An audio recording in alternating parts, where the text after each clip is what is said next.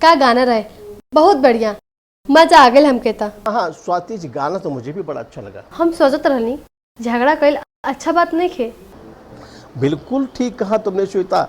मैं एक ऐसे पति पत्नी को जानता हूँ कि वो झगड़ा भी कर लेते हैं, गाल भी फूले रहते हैं और किसी को पता भी नहीं चलता। समझदार लोग हमेशा चुपचाप झगड़ा निपटा देलन ताकि केहू के पता भी ना चले और झगड़ा भी खत्म हो जाए। बिल्कुल ठीक कहा। मैं भी एक ऐसे पति पत्नी को जानता हूँ। पता है क्या? का? वो शनिवार को झगड़ा करते हैं, ई का? इतवार को प्यार प्रीत कर लेते हैं, रोमांस करते हैं और साथ में बैठ के हमारा सीरियल देखते हैं, पुरवैया बयार। हाँ, एक बात बताई। बोलिए। पुरवैया बिहार तो बहुत फेमस बा और ओपे जो गाना आवेला एकदम मन खुश कर देला।